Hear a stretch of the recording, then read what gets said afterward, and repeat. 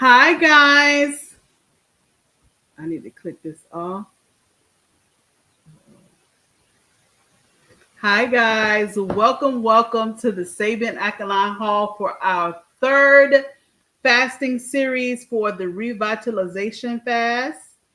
Let me just go ahead and share in the group.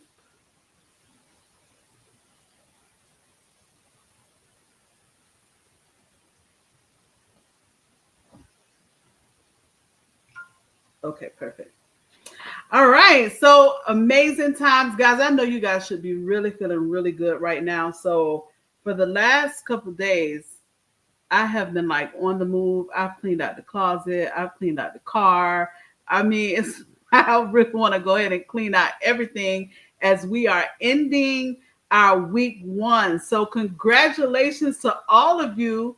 We have done 6 amazing days of cleansing.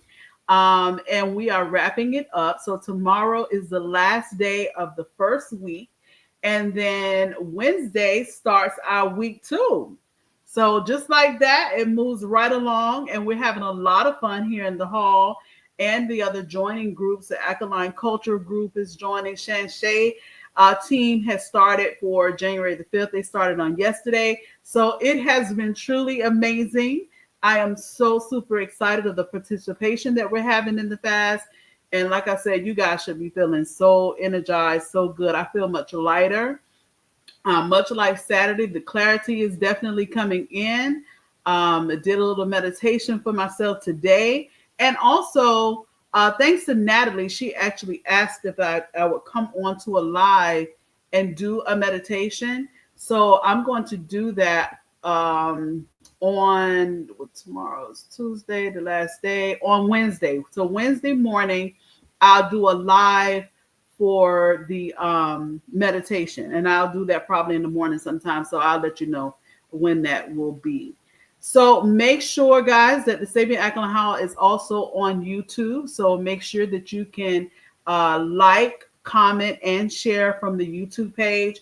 You can also share the video to your family and friends. So if someone is not in the group, they can still see all the fantastic information that we're providing here in the Sabian Alkaline Hall and join the live. As always, there will be a giveaway on this group on the live today. So you have to be present on the live.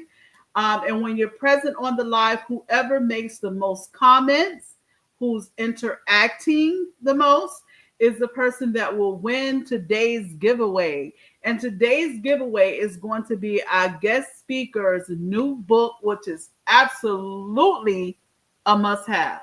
I mean, if you're into this lifestyle and you are transitioning back or been here before, whatever the case may be, this is one of those Bible type books you definitely want to have in your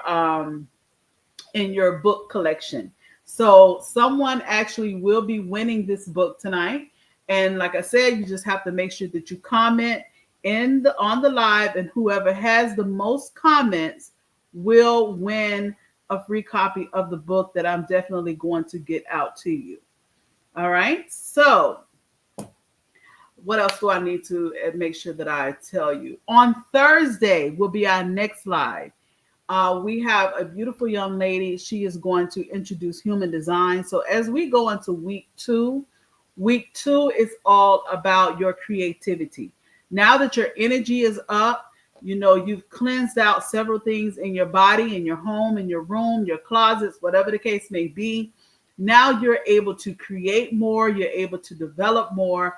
And we will also have our virtual vision board party sometime in the second week. I haven't set that date yet. I'll let you know and I'll post it. So look out for that. And we will also be going into our human design. And that is going to actually blow your mind to tell you and show you what it is that your true purpose is through your DNA. So I just can't wait till you guys are introduced to that, because like I said, it blew my mind. And I know for sure you guys are going to be ecstatic with discovering your own human design. So we have someone that's going to come in on Thursday at 8 o'clock p.m. Eastern time. she will be on this series to be able to introduce you to that. So again, second week is all about your creativity. Be creative. Write down your business plan. You should already be writing your journal. If you have not, the second week is a good time to start writing in your journal. Things become real when you write. Trust me, things become so real when you write. Just write out your thoughts and write out your ideas, whatever may come to mind, even if you feel like it's far fetched and it's not for you, or you may not, it may not be for you. If it comes to your mind, then that intel could be, what you want to become and who you will become. So you should be definitely tapping into that for our week 2 of the fast. So I'm excited. I see we have about 3 people on. Let me see some ones in the comments. See some ones in the comment. Make sure we get the energy up. We definitely have an awesome, awesome guest speaker tonight. One of my favorite mentors that taught me more than he knows.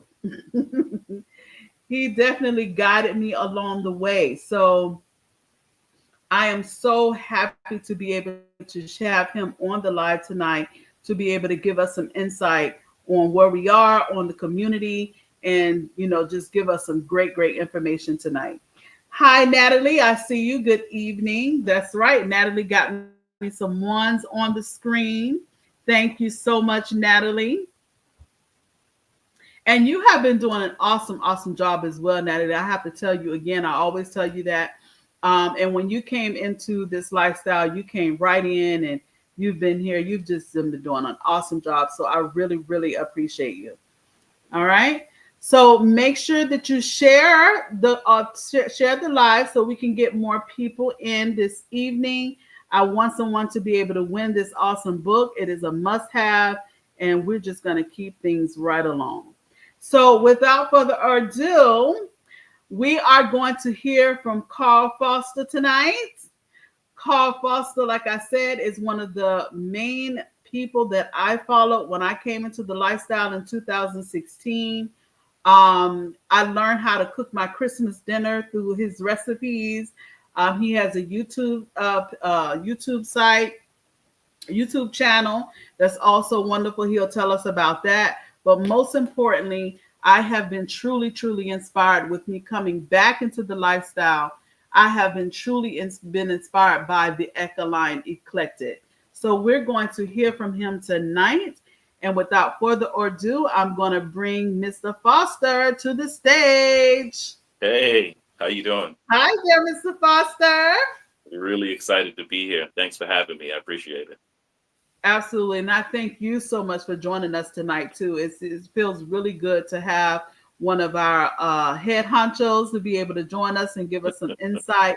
But for those individuals that may not know who you are or seen you, let's go ahead and do a brief introduction of yourself. Well, I'm Crush Foster, the second half of Alkaline Eclectic Society. The other half is my wife, Kelly Kilo.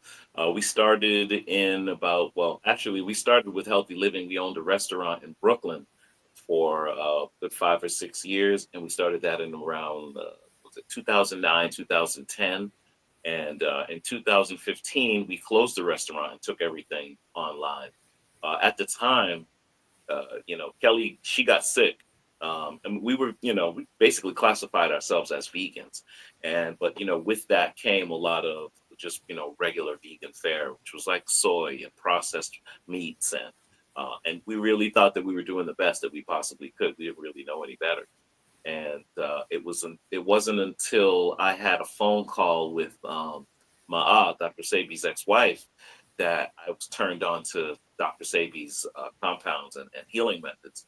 She used to call the restaurant and order vegetable soup.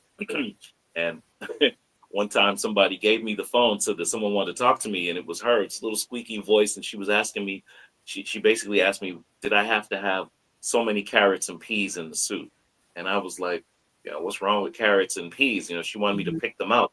So for the next couple of times that she ordered, I was picking most of the carrots and peas out of the soup. It was all made already, but I appeased her, and I didn't realize why she was asking me that. And her son Cesar was who used to come pick up the food, and I got to talking to him and, trying to figure out what was going on with Kelly's health and my joint pain.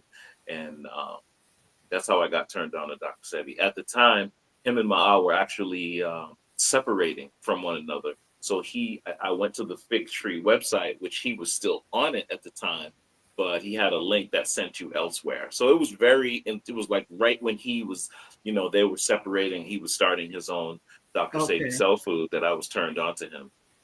And it was probably a week after, because I didn't get any compounds or anything from him. I just downloaded a copy of the nutritional guide and I stuck it to the refrigerator, and I threw basically everything that we had out, and just basically started cooking from the nutritional guide. And a week later, Kelly was feeling better.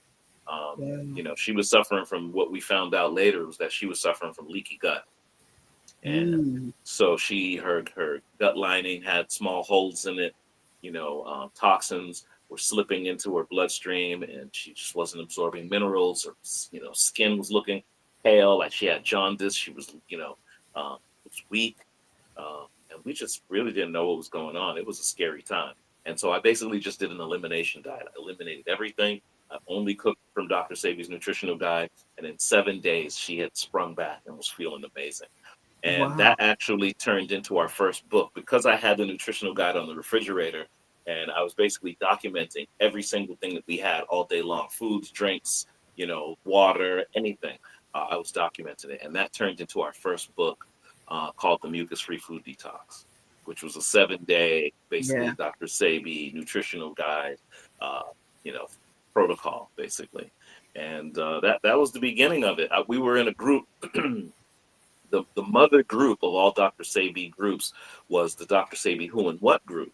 And so, everyone came from that group at the I time. remember.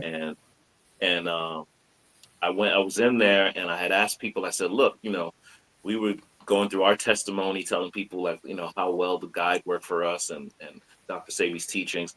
And I said, we had put together a 7-day, guide of what we did. And, would anybody like a copy? And they were like, yeah, yeah, I want a copy. I want a copy. And I mean, this is like, peak Facebook, when Facebook was like, there was lots of hundreds of people in groups Hmm. all the time, and it was like 300 and something comments for people who wanted a copy of it. And that's how we were like, all right, well, we'll do the best we can. We don't have any publishing capabilities or anything. We'll try to put something together. And it took a little longer than expected, but we have actually published a full color book, and everyone in there, they bought a copy. It was really something special. Wow. Wow. So we have Jackie. She said that she was going to college in Brooklyn. Uh-huh. She probably bought food from the. What was the name of the restaurant? It was a healthy crush. At first, it was called Juice Hugger Cafe, and then it was a healthy crush cafe. Juice Hugger was our juice manufacturing company, because we were doing juice fasts and juice cleanses at the time. Like, that was like at the peak. 2015 was like everybody was doing a juice cleanse or a juice fast. Right. And when we found our brick and mortar, we used it to produce juices. But because when we got there, it already had like cooking facility. It used to be an old African restaurant, so it had the 9-foot heat tables and the overhead uh, fryer flues and two huge stoves and big sinks. It had everything, and we were like, man, we really probably should cook some food in here and not just produce juice, because we were producing the juice, selling it there, and then also we had about 10 locations throughout Brooklyn where we would stock the juice. And so that was enough. We didn't really have to see customers. We would go in, we would produce the juice, we would shut down and do our deliveries, and that was it. But then when we started seeing customers, I started building a menu, and then next thing you know, the menu grew, and we were serving all these vegan meals and alkaline water and healthy snacks, and it just kind of grew from there. But it's a labor of love. It's definitely a lot of work to Oh do yeah. Oh yeah. a I restaurant can and do. definitely attest to that. Yeah, And you not that I say you have to be closed, but it does give me some comfort because I had a hard time when I closed the restaurant. yeah, And I forgot that you had the restaurant, but I definitely had a hard time after I closed the restaurant and hearing how you were able to come back and you were so powerful even when I came into the community. That definitely gives some insights on, hey, just move forward and do what we got to yeah. do. Yeah, Absolutely. you just got to move forward because it's there's more than just one way to help people. You know what I mean? Right. And for us, it was the restaurant at the time. There was nothing there at the time, and well, there were other restaurants there, but there weren't anyone that was doing like kind of what we were doing. It was very new Right. wave at the time. There was a lot of like older, vegan restaurants and ital spots and Rastafarian spots, but there wasn't a new wave black spot that had like the pressed juices and all of the new snacks and stuff that were Right. coming out. And so at the time, it was really monumental for folks because there was really not a whole lot going on. And people came and cured themselves of all kinds of different stuff. From there was a guy I remember he had eye cancer, and we were doing all kinds of stuff at the time. It wasn't necessarily alkaline, but at the time we were practicing things like food grade peroxide and we had an alkaline water machine and these were things that we were doing at the time because that was the best that we knew. It was what we knew. And I mean, the alkaline water machine, I would never suggest it now because of a lot of the things that are in the filter. But at the time, Right. if you didn't have filtered high pH water, that was probably the best that you could do. And this Right. guy, he cured his eye cancer, by changing his diet and using alkaline water and just really, doubling down on green juices and it was like maybe a couple of weeks before we closed the restaurant, he came in to let us know that, they were going to remove his eye because he had cancer in his eye and Wow. that now it's gone and it was undetectable and, he wanted to thank us so much. And there's a lot of great memories. The original Mother Sister that Spike Lee fashioned Ruby D after and Do the Right Thing. The Hmm. original Mother Sister. She walked by one day, and we have a picture up with her that we took, and she said that something summons her. She walked by, and she said she had a calling. Something told her to go inside, and she turned around. She came and she walked in, and she was telling us stories and hugging us and as quickly as she came and was talking to us, she took a picture with us. She was gone, and it was just like, wow, this place is it was a mystical place. And right Wow. now, there was when we left, it left kind of a vacuum. There was nothing there. Now, food for niggas is there. Oh, wow. I didn't know She's that. not in the same building, but like a A block block away from where away. we were. So now Yeah. she kind of fills that void in that area. That's So beautiful. yeah.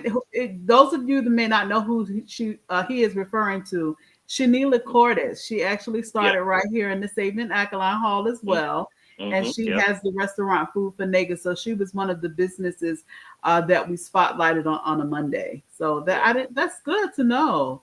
Yeah. She's in that area. Natalie, it said, did you actually put a plan in effect, or did you just step out on faith? Um, a little of both. At the time, I was living in California in 2009, and wow, it's a long story. I uh, I was working as an auditor for a company, and I didn't want to do it anymore. And I had gained a lot of weight, and I was obese. Doctor told me that I was pre-diabetic, and that if I didn't do something, that I was going to have to start taking insulin.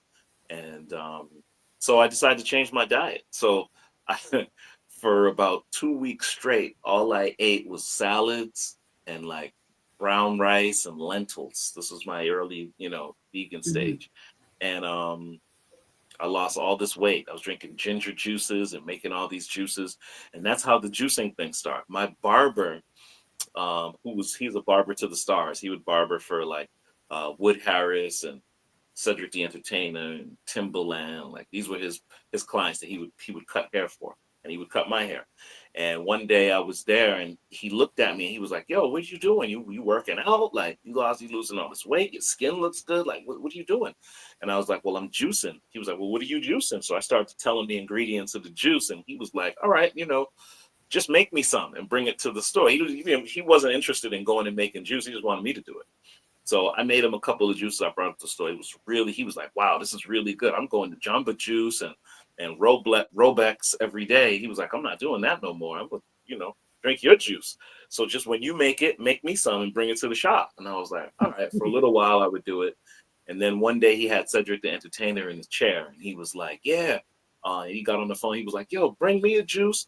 Bring 4 for such and such and bring 2 for Cedric. We want to check out your juice. And I was like, whoa, whoa, whoa. I don't have bottles. I don't have like a manufacturing facility, nothing like that. And it took me a couple of hours, but I did a search. I found empty bottles that I could use. I found the caps, I found the liners, and right there in the kitchen at home in California, I started producing these juices. So I would bring the juices to the barbershop and he would like them. And, he would call me every couple of days, be like, yo, bring some juices. So I said, you know what? I saw a used like little mini fridge. It was like a little, what do you call it? Red Bull fridge. So I Uh-huh. took the Red Bull logo off of it, I put my logo on it, and I put it in the barber shop, and I filled it with juices. And I was like, well, whenever you want juice, just take it from there. I count how many's in there and just pay me for, how many other juices when I come back. And then they opened another barber shop. So I put a fridge in that one. So now I got these two barber shops that I'm supplying with the juices. And I eventually I quit my job and I was just doing that. And Kelly and I have known each other for over 30 years. So a mutual friend reconnected us and on MySpace. And I was like, I hit her up and I was like, hey, how's it going? We started talking and she was like, you're doing what? You should probably do that here in New York. There's a big, following for healthy juices and healthy foods and stuff. And I was like, all right, and I ended up leaving California, moving back to New York, and her and I were doing the juices. I was doing it out of our apartment. I was filling up a big coffin cooler, putting it on a Wow. Fung Wah bus, and driving back and forth to Boston because I'm originally from Boston. So all my people that I knew I could sell juice to were there. So I would go to Boston and I would make deliveries. And then after a while, we found a location right down the street from where we were staying, and we negotiated a lease, and that's how we got the restaurant with all the equipment and stuff in it. We just wanted to make juice, but we ended up having to do a restaurant as well. Wow. So that's how that started. And then cut to um, us getting sick from working so many hours and basically eating hybrid foods and soy and chemical laden fake meats that we needed to detox. And Dr. Sebi, meeting his wife and finding out about his methodology came right on time. Absolutely. Beautiful, beautiful. So you mentioned, I remember the Sabian group, Who, What, and Why, and the Yeah, Alkaline Vegan Girl group, and all the many groups. And then I yeah, started the Sabian Alkaline Hall group. yep. Tell me, how do you feel how the community has changed today? There's it has its upsides and some downsides. I think the upsides would be that so many people are now familiar with things like CMOS. Like nobody even knew what CMOS Right. was. We used to have to explain it every single time we mentioned it. We would Yes. have to explain it to somebody, Right. I and remember. now we don't have to do that. Everybody, but then all of a sudden everyone became a vendor, where it's like every single person that knows about CMOS also sells CMOS, which is not a bad thing because, that was Dr. Sebi is in part responsible for a new economy for a lot of us because a lot of Right. people have been able to get into a realm where they can uh, teach and help people maintain health from a novel perspective as opposed to it being super clinical or having a doctorate or being a nutritionist. This is back to basics, back to you know um, basic common sense science is what I would like to call Right. it. And that's the good part of it. The part of it that's not so good is that really it has become a list of vendors and a list of products as opposed to a community of people sending each other to each other for whatever services that they provide. I think that Dr. Sebi's intent was to institutionalize the African biomineral balance. And I think Okay. that he wanted it to be like, there's paleo, there's yin and yang, there's keto, there's Ayurveda, there's Chinese medicine. Everybody's got their thing. But the African biomineral balance was something that he made specifically for us because, and as he would say, Right. no one is better or worse. We're just different, and Right. so with a being or with any kind of an entity comes its food, its particular nourishment that was designed for them specifically. And everyone has a specific nutrient, a specific set of nutrients that is designed for them. And I think to, ignore that would make any sense. We would go right back to, where we were. Nothing has been cured. Nothing, Western medicine to tell you they don't have a cure for anything. They don't cure anything. And when Right. Dr. Sabi came along, was like, look, I don't treat things, I cure them. That kind of changed everything. And, people thought he was crazy. They didn't know, what he was talking about. But now you can go on Instagram right now and you see all of the gurus basically regurgitating, you know, versions of things that he had been saying for, past 20 years, Right. So Right. I think that where it is right now, it's still in a relatively good place because it's still bringing awareness, and there's a lot of people who can tell, who have the discernment to tell, whether or not they're just being vended to, or whether or not they're actually being a part of something and learning something that they can actually Right. take with them and apply actionable steps, as opposed to just, um, because I think in a way what happens is we're so programmed with Western medicine that just our natural knee jerk reaction, our natural reflex is to go back to the Western medicine way, where someone would say, take this herb because this herb is good for this. That's Western medicine thinking. That's, herbs aren't good for anything. Herbs create an environment, and that environment is what's good for the development of the healing that you're trying to do. So, and I mean, it may sound like just semantics, but it's very important, because if not, the distinction is just like Western medicine. Whereas when you have a headache, you take an aspirin, and the aspirin gets rid of your headache. But the headache is just a symptom. The headache is not the root of anything. It could be a Mm-hmm. magnesium deficiency. It could be Hmm. dehydration. It could be, and that's alkaline thinking. That the root. What? Why are you having a headache? A headache is not the problem. The headache is a symptom. But if That's you right. say, take this herb. This herb is good for headaches. This herb is good for arthritis. This herb is good for, diabetes. Those are symptoms.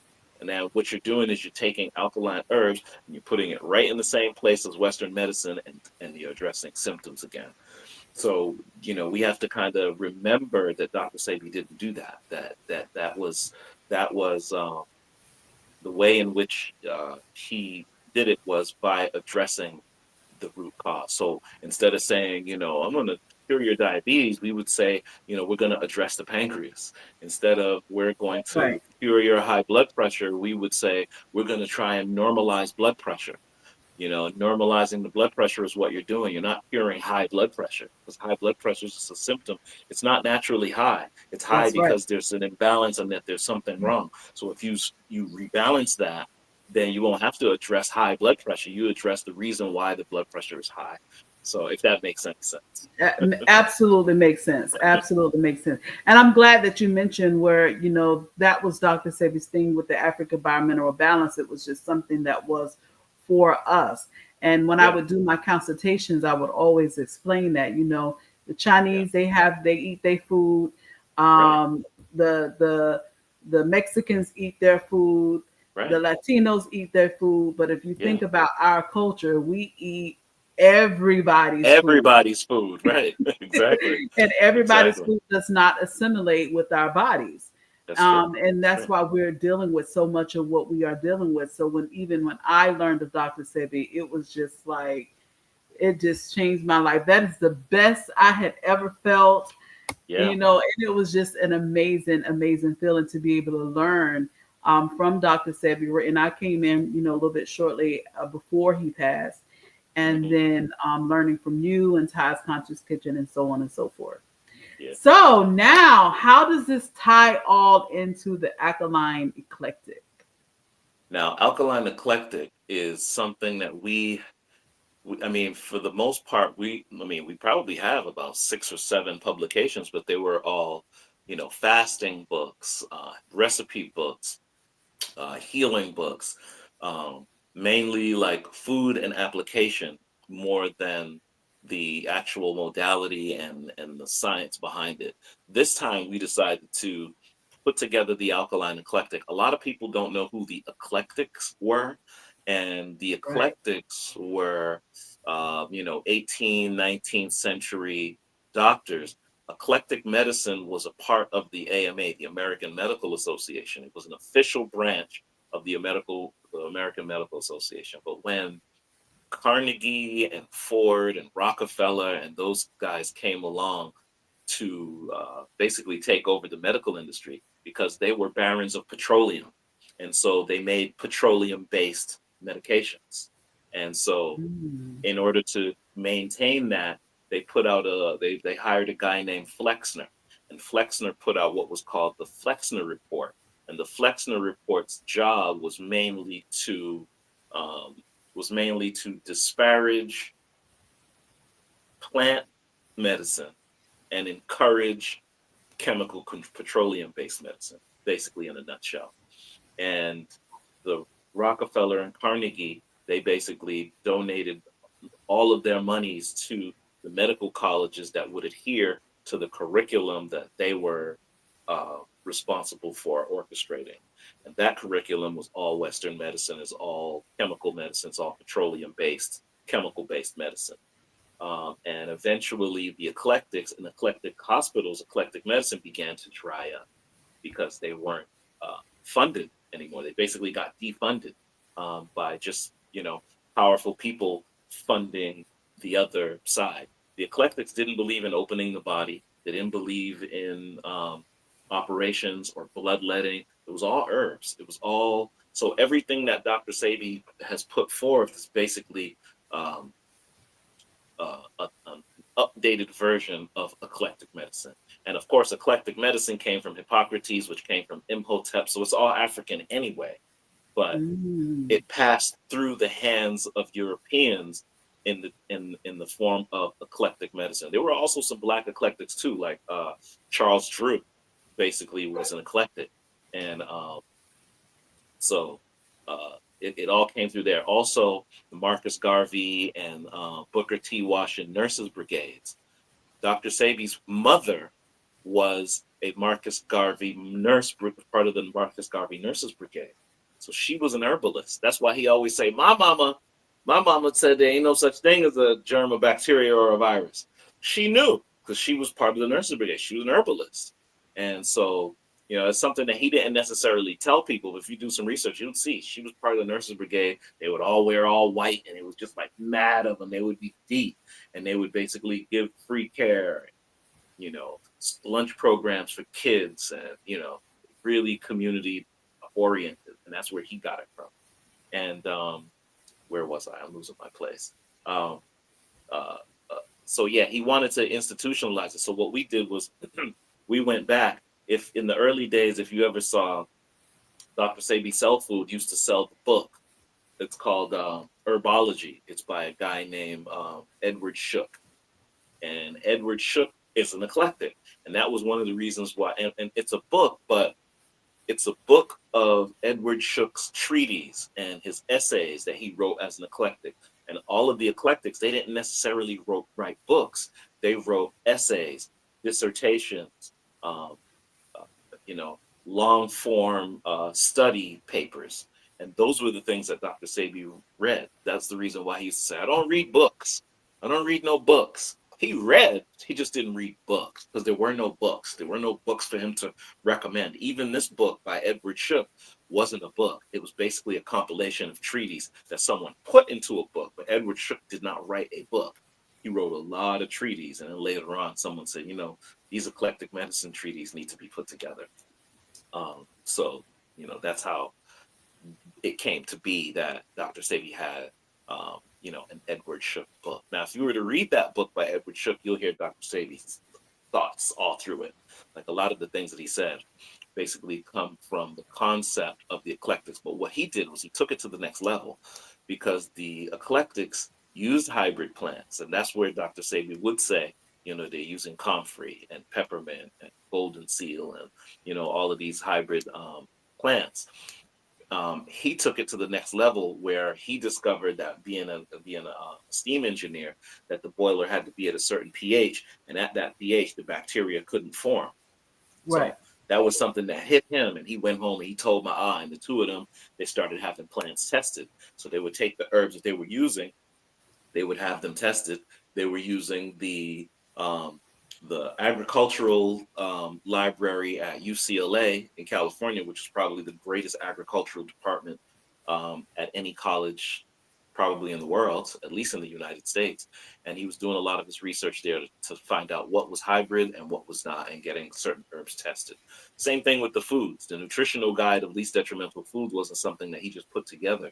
It was the community that was putting together some of the least detrimental foods. And the reason why it was even started was so that the compounds could work. Because, if you're just still eating the junk, compounds aren't working. And he's like, well, because you're just eating all this stuff. Let me give you a little protocol of some foods for you to eat, and eat these foods only while you're taking the protocols, and you're going to get the best results. And that's how the nutritional guide of least detrimental foods came about. And eventually they started testing things and removing things, and, removing cumin, and, taking off the parsley and certain things like that.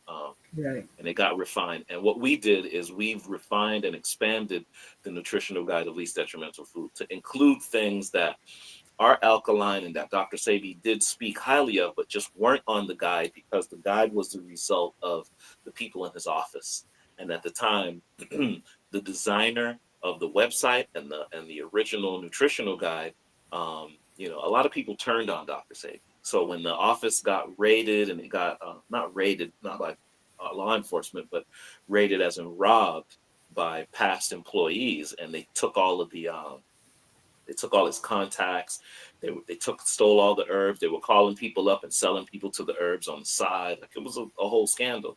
But when that happened, the nutritional guy, whoever it was that designed it, they lost access to that person who designed the website and the nutritional guide. So changes couldn't be made to the nutritional guide for like a few years. And so you would talk to Dr. Sadie in an interview, and they would say, yeah, mustard greens, got removed from the nutritional guide. And he would go, well, I didn't know that. I love mustard greens.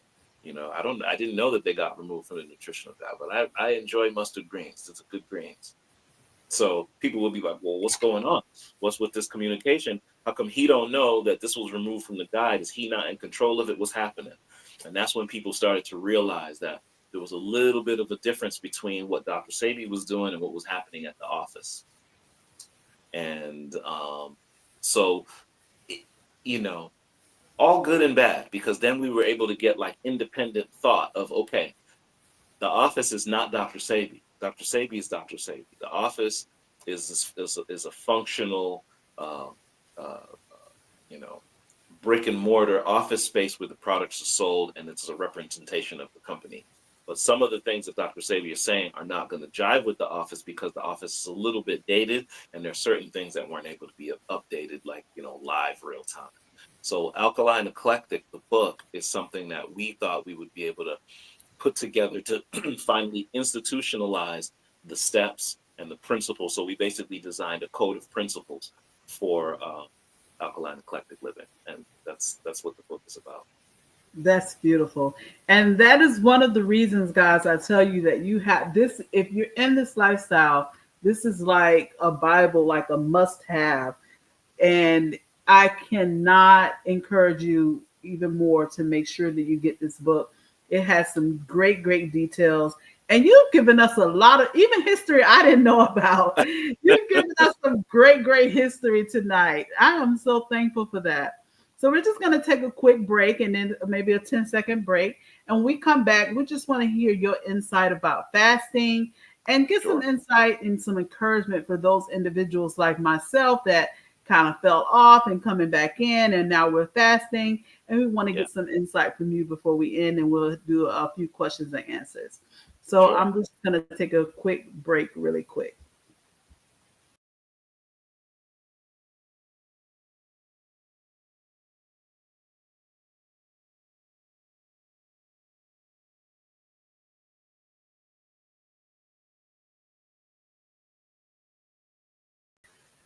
Perfect. So that was just basically a reset. And our comments is going crazy. Oh I yeah. love it. Natalie and Jackie, they're going for the win. They are truly going for the win. And I hope that you guys have gotten some great insight this evening, because it is definitely, definitely beneficial for us to know about what we're doing and know the history of how things came about, and to get some facts Yeah, on, some things that's kind of up in the air about the society today. And we are definitely keen here and very excited to make some changes and bring people together in the community, which is one of the reasons why I decided to do these series with different people in the community, so that way we can bring some unity, we can bring some clarity. People don't have to be so confused of what to do and what not to do. yeah, And the main thing, like Carl Foster even mentioned earlier, that when he came into the lifestyle, people were using soy, and things were not so good in the food. And we're even yeah. facing a new era of that right now. A lot of Right, the vegan foods are foods that will put us right back in the same situation that we're running from. So we right. need to be made aware of that.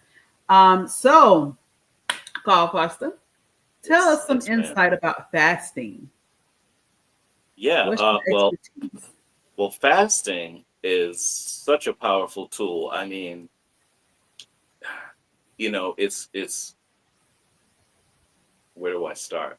It's really it's nature's reset button, because I mean, if you even think about, the animal kingdom, yeah, an animal gets sick, a bird gets sick, or if you have a pet cat or dog or what have you, the first thing that happens when they get sick, the first thing they do is they stop eating. You cannot get your pet to eat when it's sick. You can't get a bird to eat when it's sick. First thing they do is they stop eating, and that's fasting. That's what fasting is.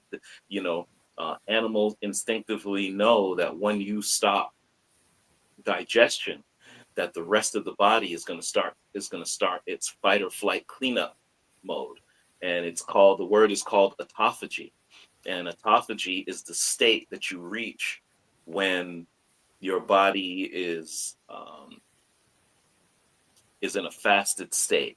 And that means when your body doesn't have anything to digest, any resources to pull from. So, what it will do is it will start to pull from the damaged cells that you have, and pull those damaged cells, break them up into smaller parts, and then start to reassemble and rebuild good cells and get rid of damaged cells. And that's what autophagy is. It's autophagy, which is basically um, um, automatic eating of oneself. You're basically eating oneself. So autophagy is the state after, I think, between 13 and 17 hours of not eating, which could be, overnight, could be from, the evening of one day into the afternoon of the next day at noon or what have you.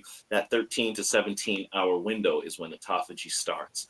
And that just starts to just go in and just it goes and it starts to search for your damaged cells. It finds those damaged cells and it breaks them up into smaller pieces and then puts them back together in brand new cells, starts to regenerate. And that's the regeneration process that's happening when you fast. So if you just stopped eating, it would happen. Um, the thing is, times have changed. We used to have feast and famine. We no longer have famine. There's always something to eat. Whether it's nutritious or not is another story. But there's always now something to eat. Nobody is necessarily starving. There is some place that you can go and find some edible thing to put in your mouth. And the reason why we don't regenerate, as often as or as well as we once did, is because we're constantly eating. And we just have to take a break from digestion, give our digestive system a rest, give our kidneys a rest, let the kidneys clean out, let the liver clean out, um, let the pancreas clean out, because it's constantly pumping insulin. It's tired. It's worn out. It's like, look, I can't keep up with the starch and the sugar that's going in and pumping all this insulin. I need a rest.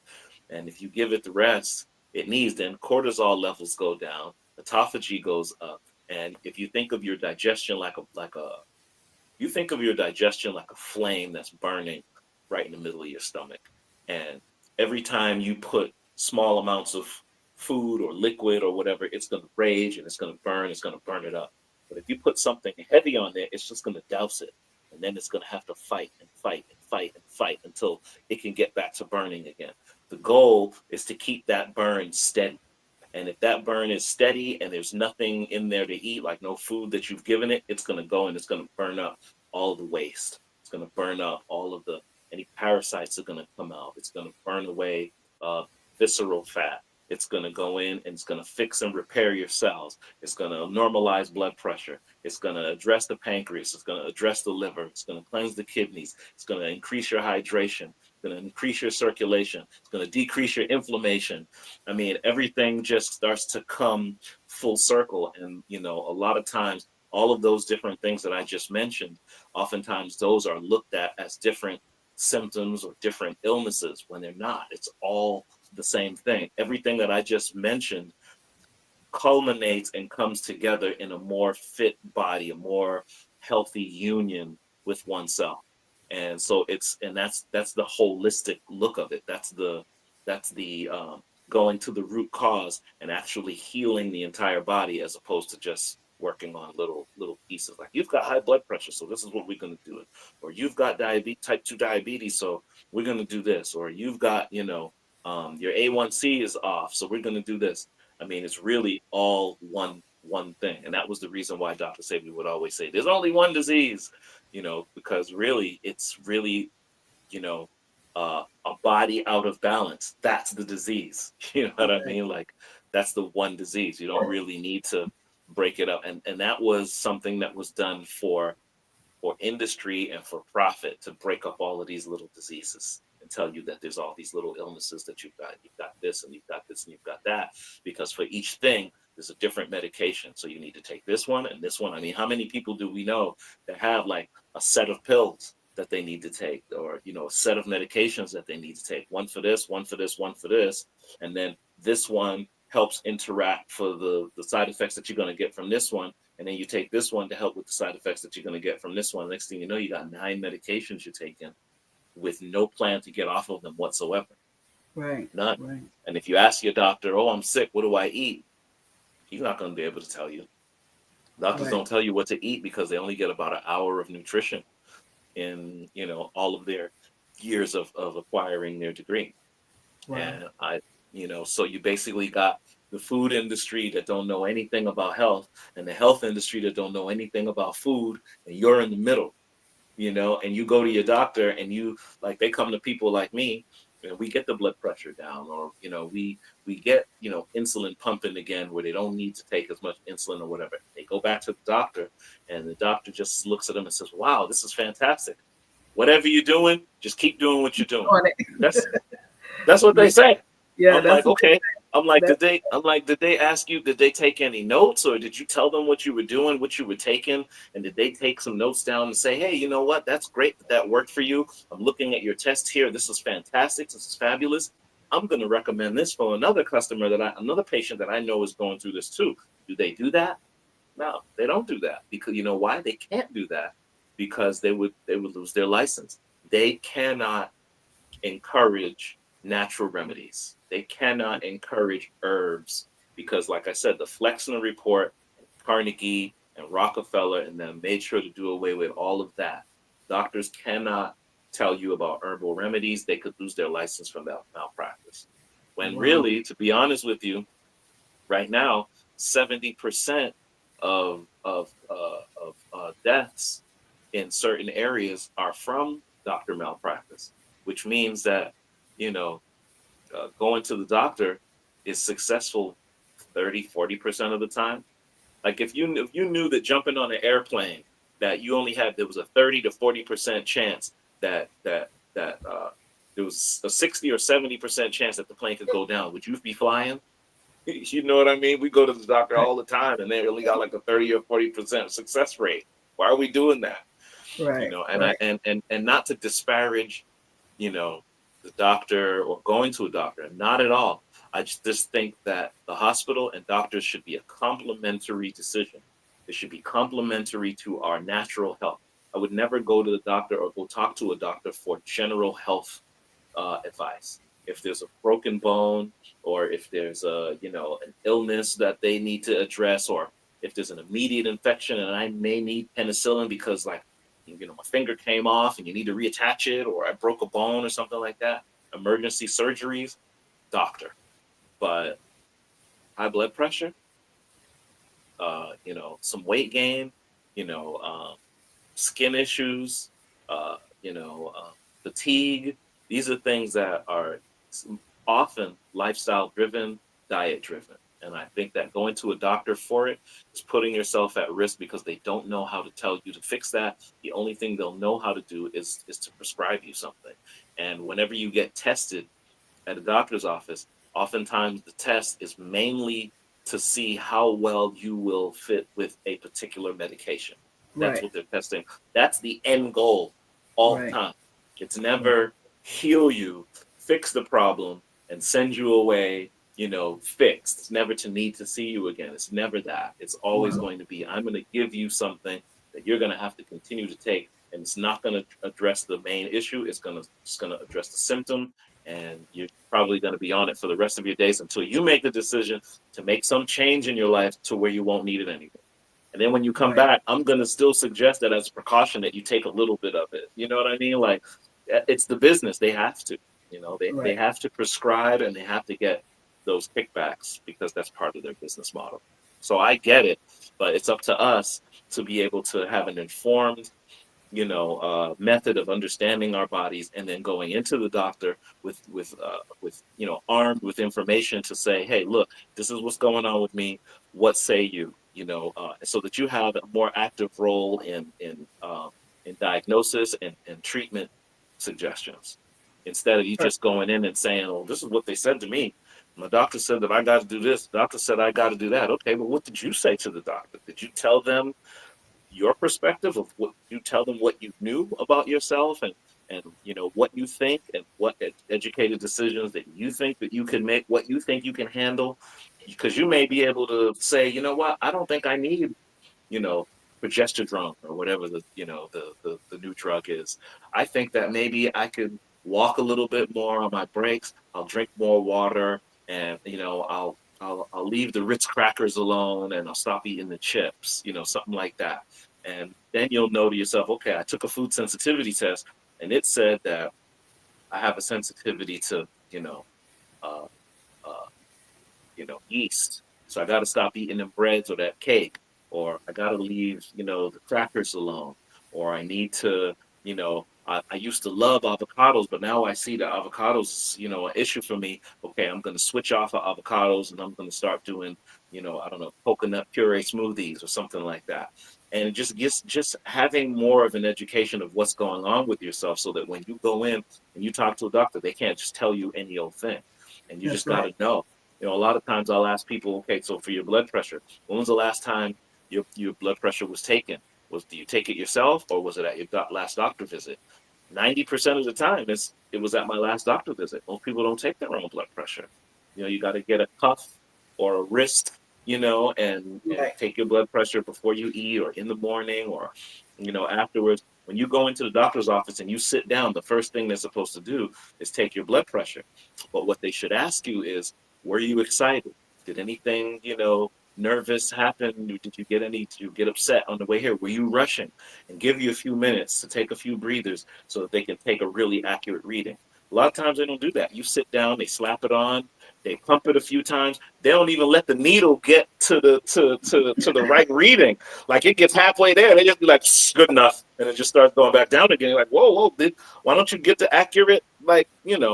It's so it's such a factory now, and I think that if we know more, we can go in there with that knowledge and say, okay, you're supposed to wait for me to calm down a little bit. I did kind of rush here. I'm a little excited or whatever. Something is wrong with me. I'm a little stressed. Give me a few minutes. If I can have a sip of water and just take a few breaths before you take my blood pressure. I took it before I left the house. It was at this. I take it in the morning. It's usually at this. As a matter of fact, here's the chart that I keep of when I take my blood pressure that shows this. I notice a trend in XYZ. What say you? That's how you're supposed to go and talk to the doctor, not hat in hand like, what's wrong with me? Can you tell me? No, go in there powerful. Like, look, this is what's been going on with me. These are the readings I took. These are the readings that I took down to bring to you so that we can go over this pattern that I'm seeing. For some reason, my blood pressure is high, when I wake up in the morning, or it's high after I eat or before I eat, or after I finish talking to my kids, or whatever the case may be. You'll go Right. in there with some knowledge to say, look, this is what's going on, and I want your professional advice on this. I That mean, is so awesome. and so How? I think that's possible. I think that's a shift that we Yeah. need to take. And it's not so much that we can't trust doctors, because they're misled too. And I don't know if you know this, but the suicide rate among physicians is higher than it's ever been. And you know why? It's because later on in their career, they find out that they've kind of been screwing people, that they've kind of been pushing medications, that they've been addressing symptoms instead of root causes, and that in some ways where they have meant to help, they may have harmed people. And I think that doctors, they eventually they feel really guilty, and you know a lot of them ended in a way that is just unforgivable. And I mean, if you think about it, look at the hospital environment. You ever go to the hospital cafeteria? There's no healthy food in there. It's Sure, all not. General Mills and Nabisco and Nestle and Coke and Pepsi and all of the big brands that sell snacks. If you go to the hospital, it's the same foods in the hospital that you would see in somebody's Halloween basket, Yeah. on the table to give to the kids. Like that, all that junk, all that stuff is what's at the hospital. And if they do Yeah. have hot food, it's like hot cafeteria food Right. that's not regulated enough to be sold at McDonald's. I mean, Right. like kids' food in schools, school lunch is not regulated heavily enough to be served at McDonald's. So the Right. McDonald's food is regulated heavier for child safety than the school lunch is. So we're Right. all topsy turvy. We're all over the place, and it's not the fault of these industries. We can't blame them for what we put in our bodies. We can't blame the hospitals for what they try to sell us or what they try to tell us. We can only blame ourselves for owning this beautiful, wonderful piece of machinery and us not reading the manual to it.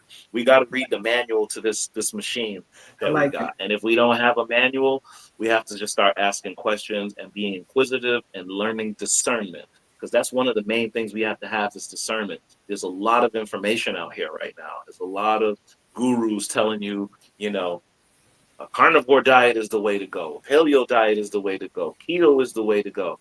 You got all these people telling you all these different things. Go on an egg fast. Do a, you got a lot of crazy stuff that people are saying. And discernment is going to help you look at stuff and be like, that don't make sense. Beautiful. What you mean go on an egg fast? That don't make any sense. What you mean I need to take that vaccine? I don't know. I'm not sure that I do. I may, but I may not. Like, let's stop being so definitive and let me think about it for a minute, because what may work for me may not work for you. And what may work for you may not work for me. But that Right. discernment is what we need. And that way we can kind of build an awareness around what works best for us, as opposed to just being told, this is it. Because, another thing too, and another way that we're different is when you go and you take a blood test and they tell you that your iron is low, your iron's really, really low, because Black folks need more iron than anyone else. So if your iron is low, the standard by which they're measuring your iron, this was Dr. Layla Africa used to talk about, the standard by which they're measuring your blood levels and your blood work is by that of a particular being. And that being wasn't you. So they're measuring something with a standard that was made for someone specific, and then they're applying it to you. Well, your iron levels are not going to be the same iron levels as someone else, because your food is not the same food as their food. So, and it's not no one's better or worse. It's just different. And so you need to apply different ways of assessing what's going on than just general thing that's just for everyone. You can't do that. If everyone's food is not the same, how could everyone's testing for illness or for modality for maladies be the same? They That's can't, right. Right. So I could go on Well, forever. guys, you have been completely informed this evening. It has been so wonderful to get this information from Carl Foster. And our time is definitely overdue, and it's kind of late for Carl Foster, so we're gonna let Oh him go. man. I I get up just at want 3:30 every morning. Oh wow. Yeah, so it's definitely really late for him. But Carl Yeah. Foster will be back on our series. He will end out our fast with us on the last day of the fast. Give us some insight of how we can transition out of the fast since he is definitely a chef and has all those great alkaline dishes that we're going to learn Yes, from. ma'am. And he's Yes. going to talk to us about his food sensitivity test on the next live as well. So Yes. definitely tune in when he come in on the last day of the fast to give us more insight, more information to be able to help us transition into this lifestyle and into 2025 and better health than ever. But definitely visit Yes. his website on the screen. Get the book. Now, between Natalie and Jackie, I'm gonna have to definitely count these comments. One of them or someone Yeah. else with the most comments will be getting a free copy of the book. And again, our next live will be on Thursday. We're going to talk about and introduce the human design to you guys. Carl Foster, thank you so much. Any last words? Want to tell them how to find you? Yes, you can find us at alkalineeclecticherbs.com. Alkalineeclectic.com is the society page, but if you want to Okay. see the products and everything, it's alkalineeclecticherbs.com. Okay. And yeah, everything is there. And I put a couple of things in the chat. Let me see. Okay. Yeah, I put the link to the book. Oh, and I put the YouTube channel for the podcast. Perfect. Thank you so much, Carl Foster. This has been so awesome. We are very well informed this evening, and Thank we'll you see so you much for again having on me. the I last day of the appreciate it. fast. All See you right. then. All right. Okay. Good night.